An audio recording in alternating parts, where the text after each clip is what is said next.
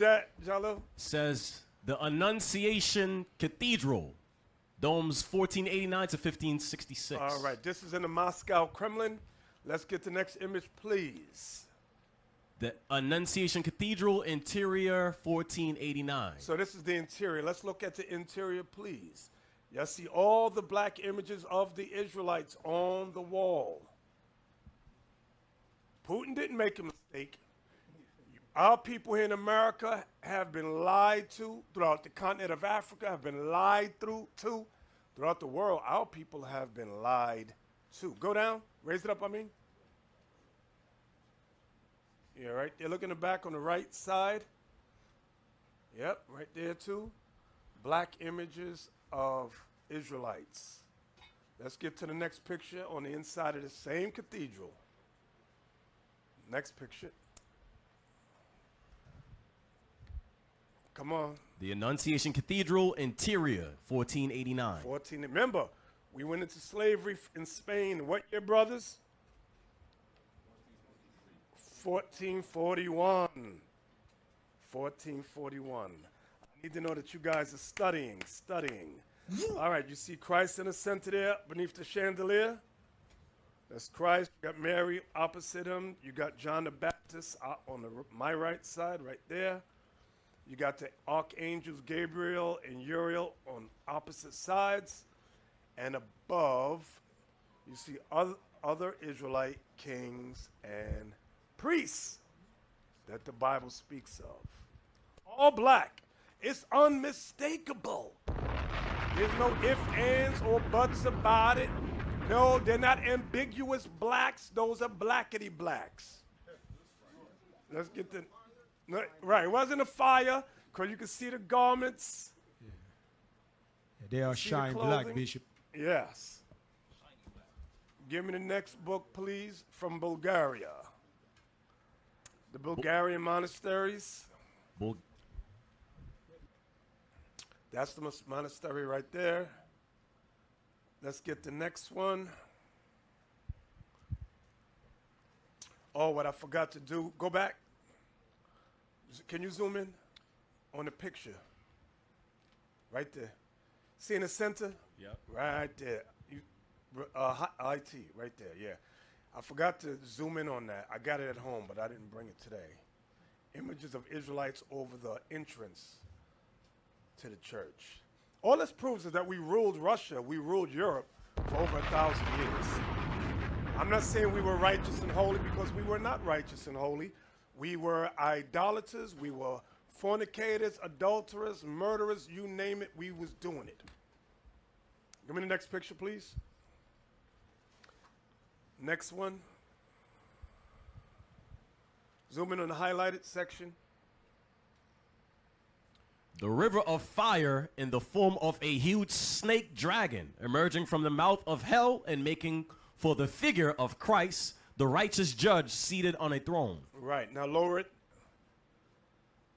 Lower it, I want to get to Christ. Lower it, lower it, lower it. There's Christ right there. Put the highlight so they know exactly what I'm talking about. Right there, that one's Christ right there. Notice he's black. This is in Bulgaria. This is in, I believe it's Eastern Europe, if I'm not mistaken. You got, oh, look at all the black faces, black hands, black arms, black lips, everywhere. Don't get mad, get glad. They ain't gonna teach you this in school. They ain't gonna teach you this in church. We try to share this with the churches. They mad at us. How dare you go against white Jesus? There's no such thing as a white Jesus. Give me the next picture. Now that one was whitewashed, but that's not why I want this page. Zoom in on the highlight. Read that, There is something extremely dynamic in the mocking of Christ, in which the two squatting, crooked, and gesticulating figures around Christ are particularly lifelike. Gesticulating. Gesticulating figures around Christ are particularly lifelike and very expressive. However, the composition of the crucifixion makes the strongest impression. So we're going to look at the picture of the crucifixion. Go ahead. What are you doing? Keep reading.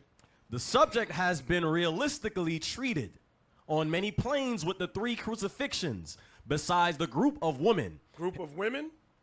headed by the Holy Virgin and Mary Magdalene Go ahead. and the Apostle John. 2 of the executioners are present with Jews and the centurion.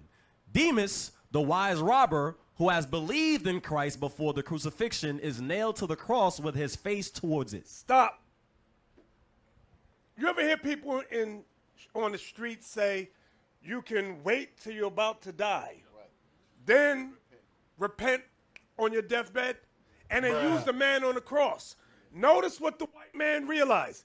It says, Demas, the wise robber, who has believed in Christ before the crucifixion, is nailed to the cross with his face towards him. This is them on the cross. Just zoom in on the picture. We don't need the words. Look at that. Everybody black. Do y'all see black Jesus right there in the middle?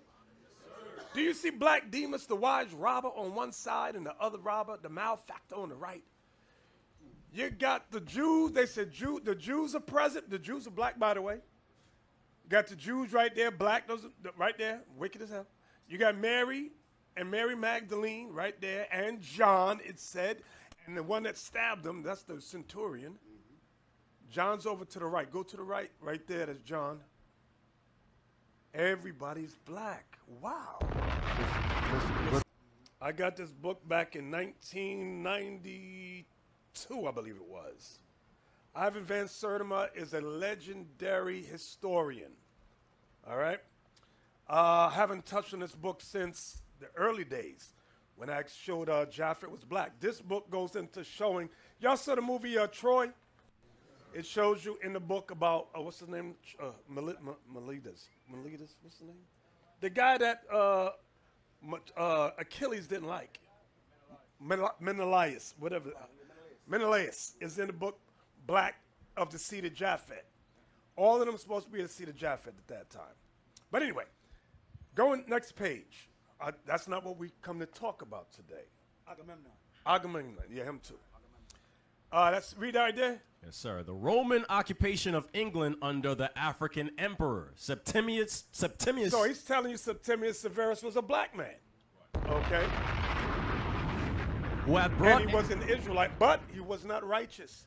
He hated his people keeping the commandments. He got a book on him slaughtering the Israelites. Go ahead. The African emperor Septimius Severus, who brought into England from Rome and from his home in Numidia, North Africa, large contingents of African officials and soldiers around 200 AD. For more complete information on this event, consult Burley. So that's another historian. Go ahead. And Ben Yehochanan. There was another historian. That's another historian. Go ahead. We must not forget about the 700 years of African Moorish domination over the Iberian Peninsula. That's Spain and Portugal. And southern France. See that? And southern France. We rule southern France. Go ahead. 711 to 1492 AD. So we often talk about Spain, but rarely do we mention France. The African presence in the British Isles is either acknowledged or totally avoided by... Wait, read that again. Notice what he says about this. Go ahead. The African presence in the British Isles is either acknowledged or totally avoided by those scholars who do research in this area. Most of the books you see that goes into the schools, it's avoided. They don't talk about that. Figure 1, the Roman Emperor Septimius Severus and family. From left back row, Julia Domna. Septimius, front row, Gita, face obliterated. Caracalla, property of the Statlike Museum. West Berlin, source Septimius Severus Anthony Burley, 1972. Right, now the son's face was being whitewashed. The one they obliterated the face. That's what they do. They obliterate it, then they create a new face. The way he wrote it like it was done on purpose. He didn't say that it like something happened to it. He said it was purposely obliterated. Exactly. Like when they bust the nose and the lips off. There you go right there, when they knock the noses off. That's what white folks do. They're so angry that their history is not as vast as they want the world to believe, as they've lied to everybody. So that's Septimius on the top right. That's him. He was black. Give me the next page, please. This contention is upheld by the Roman historian Pliny, who first saw the Britons in the 2nd century AD and described their complexion as Ethiopian. Do y'all see that? The Britons were originally described as Ethiopian, meaning faces burnt, meaning black. Go ahead. This description is further validated by Claudian, who described the victory of the Roman general Theodosius over the natives as he subdued the nimble black Moors. Blackamoors. Give me the next page. There are many tribes and many tongues. There are giants and dwarfs. There are black men and many kinds of strange tribes. Arthur Gwynne Jones also informs us that the Viking peoples were not all alike and emphatically not of one pure Nordic race. Because when you think of Vikings, you think of blonde hair, blue eyes. That's what everybody thinks. This scholar says, and this ain't, he's quoting another scholar. He said they're not all of one race. Right. Go ahead. Indeed, not only were Africoid peoples that means black folks, by the way, Africoid. Go ahead. Living in Scandinavia. Where? Scandinavia. During the Middle Ages. Wow. But different varieties of Africans, dwarves, an example, Twa, like those mentioned in the literature, and giants or tall Africans like Thorhall the hunter, a Viking who was the mentor and closest companion of Eric the Red. You see that? Go ahead. Thorhall was described as a large man and strong, black, and like a giant. Raise it up. They may have been uncharted for the white Vikings who saw Thorhall's service as a guide. Because the white Vikings didn't know nothing. They needed the black guy to help them. Go ahead. This matter has been one of the great concern of the scholars, for it is discussed in most translations of Eric's saga. There were other black Norsemen mentioned in the sagas. I didn't know Norsemen were black. Now they're letting you know that there were black Norsemen. Go ahead. Like Thorstein the Black. One must keep in mind, therefore, that when the British Isles were invaded by the Vikings, some of these Norse raiders were Africoid. Whoa, that's some good stuff right there. Let's read on. Sturluson also writes about Halfdan, the Black, first king of a united Norway. Norway had a black king. Wow. Just as I had to refer to different versions of Heimskringla, different translations of the same work by different authors, the novice must keep in mind at all times. Wait, I need you to pay attention to this.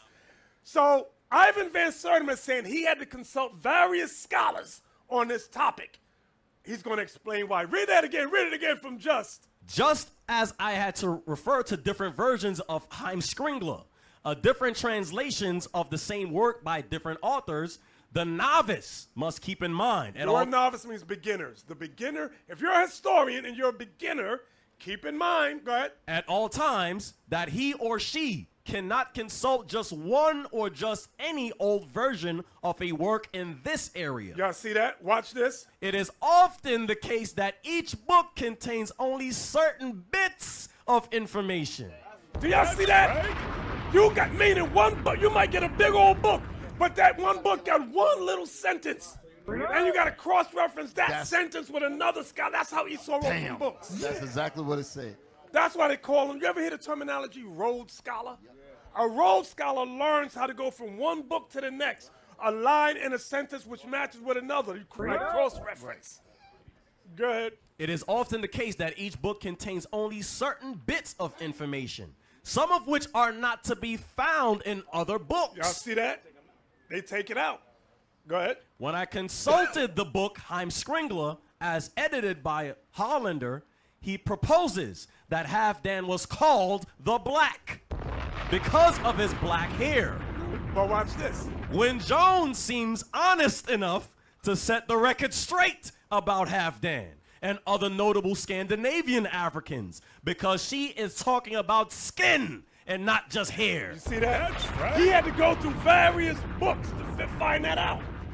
I'll tell you, the white man's the devil, y'all. If y'all don't know, now you know. Read that. Figure 3. Tyre, an early woolly-haired Norse god who preceded Thor as a sky deity. This image was found. That's where they got Thor from, right there. Go ahead. This image was found at Torslanda on the Baltic island of Åland and dated from the 6th century AD. Source: Hammer of the North, Magnus Magnusson, 1976, page 59. Go ahead. Figure 8. A woolly-haired Swedish warrior of the Viking age. Source: The Vikings O. Madsen, page 77. Can we look at the picture? Lower it so we can see the whole thing. Do y'all see the black guy in the center? Y'all see that? Yes, go ahead. That one right there, I thought. Yeah, that's Tyr. He was mad tall with red hair in the game, but he's black as hell with big lips here. So Right. they whitewashed all that history, all that Nordic history, Thor, all that. They got Thor killing, bashing black Edomites with a hammer in some descriptions, but in other depictions, he's a white guy bashing people with a hammer. So they changed things around. So that's Tyr. Yep. Next page. Next page. All right, let's read the bottom. Yes, sir. Figure 9. A dark-skinned, woolly-haired, prominent individual from a 10th century AD Danish stone motif. Source: The Vikings. O. Madison, 1976, page 63. So this is the Danes. Lower it so we can see the face. Look at that. Peppercorn hairstyle. That's an art technique when you're doing black people's hair. In sculpture, you make the hair like that. They call it peppercorn technique. Give me the next page, please. Bottom highlights. It becomes clear that in these early periods, the possession and control of Britain was for a long time up for grabs. People were warring for control of it. Go ahead. It is only logical for the fears and hatred that resulted from the martial interactions of the contestants to have remained very much alive, and also for a long time, as Mac Ritchie points out. So Mac Ritchie's another historian. Pay attention to this. Read the highlights. The black giants of the Welsh. Go ahead. And other tales are hateful. And horrid. And horrid. The Welsh black oppressor. The Welsh black oppressor. Go ahead. And the Black Knight of Lancashire are fierce tyrants. So the black guys are tyrants. Go ahead. The cruel foes of all white people. The cruel foes of all white people. That's it. He got that from a scholar. That's some heavy. They ain't gonna teach you that in school. And you know what's heavy about that? A lot of people always, why do they hate us so much? We didn't do anything to them. They know history, we don't know. These guys used to rule over us. We can't, that's what, if you ever see Planet of the Apes, they said we can never let the monkeys rule us. It's all a metaphor. Go ahead. At a later date, when the whites were gaining the ascendancy. When they were ruling, starting to rule, conquer. And the blacks were cut up into straggling bands. See that? And the blacks were cut up into straggling bands. Go ahead. Or lurking, like the Black Moro of Galloway, in solitary dens and forest shades, out of which they issued by night, intent on murder and raping. Even at this stage of their history, the blacks were the dreaded enemies of the whites.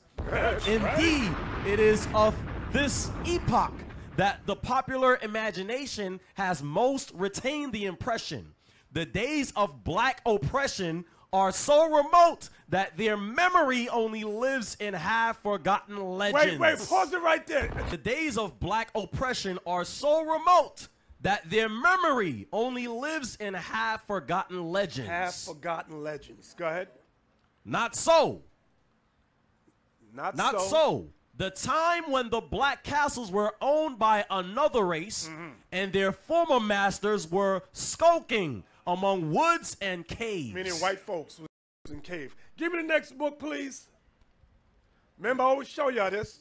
Image of the black, let's go inside. This is us fighting against these Edomites in Europe. And in this book, a lot of them don't tell you the locations of where these are. This is what Game of Thrones is based on. where the blacks were fighting against the wildlings. Those are the wildlings on the left. Give me the next picture.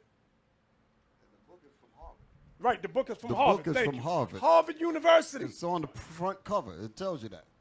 Hey, you know what? I did a lecture at Officer Iris School a couple of years ago. Maybe it was 8 years ago. And we went to the library. What was the name of the school? Oh, it was Bergen Community College. Bergen Community College. And we ran up there, and it had one of these books. And the audience was so shocked. Where'd y'all get those books from? Your library. You've been taught to go to that stupid African American section. You're missing the main history. Go ahead. Give me the next one. You have to excuse me, I got a slight cold. Give me the next page. This is the, can you zoom in on the writing under it? No, under the pictures, yeah, right. Oh, thank you. It's not that clear. I took the photos this morning, I'm sorry. This was the Pucci family. This was the Pucci family. No, I didn't take a, oh, they should have it in folder. But this is in Europe. Yeah, look for this in a folder, because Bishop showed this before. Give me the next page. If y'all find it, just let me know. 76, capture of Demetia, Joinville, via the Saint Louis, page 83, Paris. So right, this is them raiding our castle. About 1350, 1350, Paris. Next page. Zoom in, top. Y'all see them chopping us up on the right over there. We, like the author said, we lost. We lost the battle. They began to, Esau began to ascend.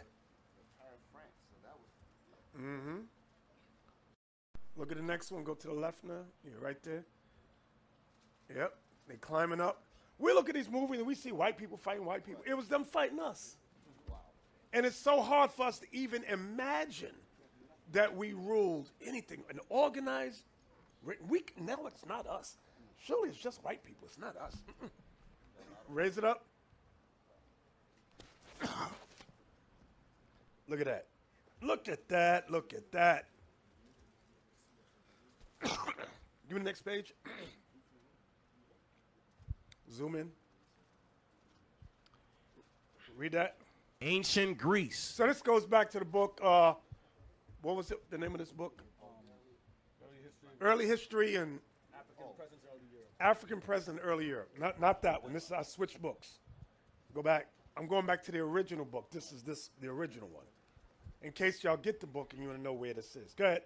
Ancient Greece, the Roman Empire, the Arabs, and latter the Genoese and Turks had colonies on the Black Sea coast where the slave trade flourished. Naturally, Africans appeared on the slave markets in the Caucasus and Crimea. So up in Russia, we were on the slave markets. Go ahead. But probably the greatest flow of African slaves occurring during the 16th to 18th centuries when the Black Sea coast was part of the Ottoman Empire. Abkhazia was the spot where most of the Africans were to be found. All this is up there near Russia. Go ahead. The Ascasian sovereign, Prince Shervastide, had many slaves of African origin. You don't read about none of that in school. They don't teach us this. Go ahead. The Turks living along the Black Sea coast also had many African slaves. That's near the Caucasus, the Black Sea and the Caspian Sea. Go ahead. When Abkhazia was annexed to Russia in 1810, some of these slaves were taken by their masters to Batumi and then to Turkey. For almost a century afterwards, up to the First World War, no one displayed any interest in the Africans living in Russia. Oh, I didn't even know we lived in Russia. But watch the next sentence. Go ahead. Tsarist officials were completely indifferent to the fate of non-Russian peoples inhabiting Russia. Here it come. Russian statistical data of that time referred to Africans as Arabs or Jews. Do y'all see that? So you get books in Russia and you read about Arabs or Jews, not realizing they're talking about black people. That's some cold-blooded stuff right there. They talking code. If you don't go to their schools and all that, you're not going to know what they're talking about. But there is a God. There is a God. Give me the next book. Oh, you found it? Put it up. Slave coasts in Europe. Yes, in Russia. In Russia. Y'all think Vladimir Putin just love black people. Y'all simple as hell. Yeah, that's it. That's a better photo. I still can't read it. But that was the Pucci family. Oh, okay. Good. Go ahead, say it. That name is Pucci is a short. It means it's Jacob Pucci. It means Jacob. The name means the family of Jacob. That's what it means. Yeah, I see it. P-U-C-C-I. Yeah, Jacob Pucci. Jacob Pucci is the name. Okay. That's the full name. Jacob Pucci is the name. Bishop. The Medici family overthrew them and took over. That name is very popular. Those guys that were heavily involved in the slave trade and taking over and conquering us. And the Medici, M-E-D-I-C-I family intermarried with them and took over. So you're saying it's one name? Yeah, Jacob Pucci is the whole name. We call it So Pucci for short. show the faces. See it, J-A-C-O-P, Jacob Pucci. Y'all see the faces? Them black folks right there. Bishop, Get mad. We don't care. I'm getting glad. I get glad. Bishop, you know how these white people be stealing. That's probably the original place from where they got Gucci from. Right. Exactly. Okay? That's it right there. Exactly. Give me that next book, please. The Origin of the Anglo-Saxon Race, a study of the settlement of the England and the tribal origin of the Old English people by Thomas William Shore. Now, this is white folks. Next page. When was it published? First published in 1906. 1906. Go ahead, next page. Let's zoom in. For example, there is the common name Brown. This has been derived from the Anglo-Saxon brun, signifying brown. It is not reasonable to doubt that when our forefathers called a man brun or brown, they gave him this name as descriptive of his brown complexion. Y'all see that? That's where the term brunette comes from. Right, You're correct. a brunette or burnished brass. It's brun. It's the same thing. The custom of calling people by color names from their personal appearance or places after them was clearly not peculiar to our own country. It is probably that the name Brunswick was derived from the brown complexion of its original inhabitants. Y'all see that? Original inhabitants. Black, or where it occurs at the beginning. And.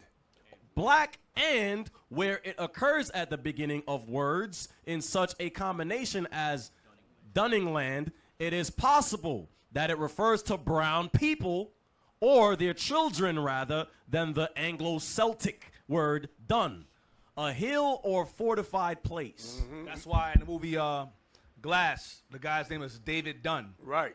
David Dunn. Black David. That A was lot his of them name. Irish Bruce Willis. guys got those names. Yeah. Next page. The consideration of the evidence that people of brunette complexions were among the Anglo-Saxon settlers in England. You know, brunette is usually termed for your hair color. Go ahead. The consideration of the evidence that the people of brunette complexions were among the Anglo-Saxon settlers in England leads on to that of people of a still darker hue. The dark, black, or brown to black settlers. Y'all see that? Dark, black, or brown, black settlers. Go ahead. Probably there must have been some of And this is white folks writing this. Go ahead. Probably there must have been some of these among the Anglo-Saxons. For we meet with the personal names Blackman, Blakeman, Blakernan, Blackaman, Black Sunni, Blaker, and Blackaman in various documents of the period. Raise it up. Another Raise it up. Go ahead. Another circumstance connected with these names, which it is desirable to remember, is the absence of evidence to show that the Old English ever called any of the darker complexion Britons brown men or black men.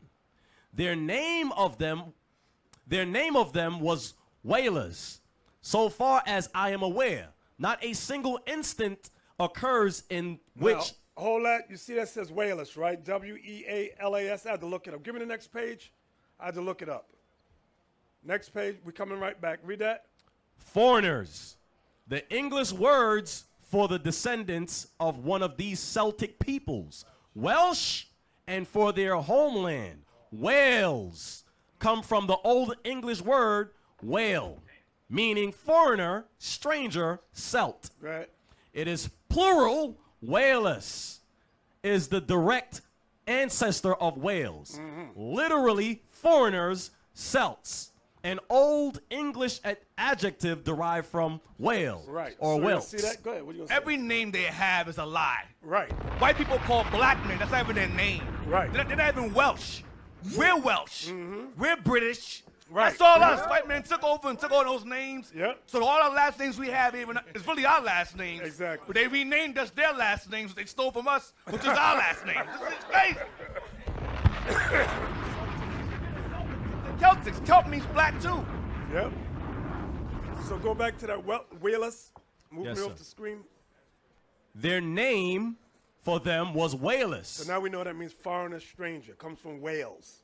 Black people. Go ahead. So far as I'm aware, not a single instance occurs in which the Welsh are mentioned in any Anglo-Saxon document as black or brown people.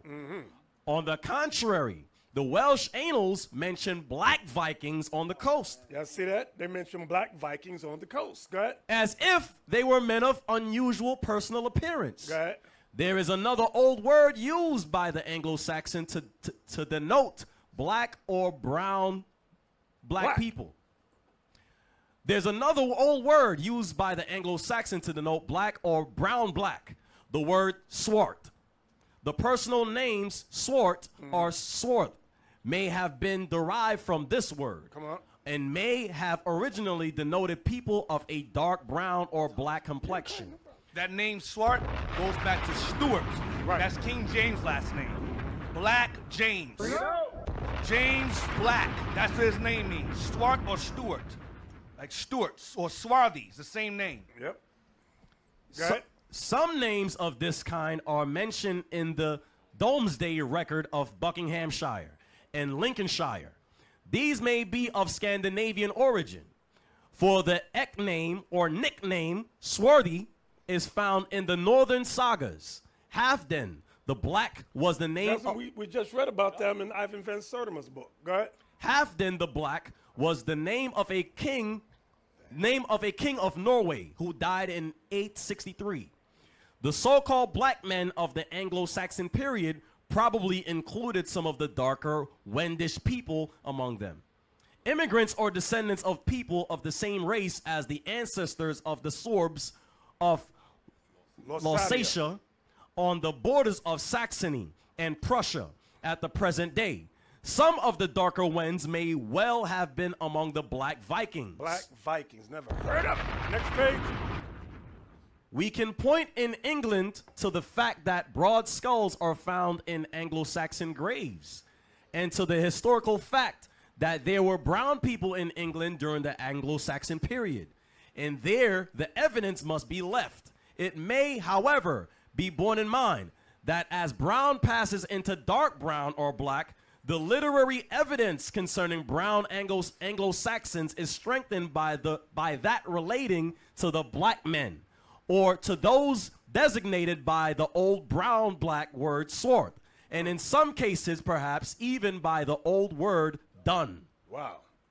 That's some heavy stuff right there. Give me the next one. No, I don't think there was another one. All right.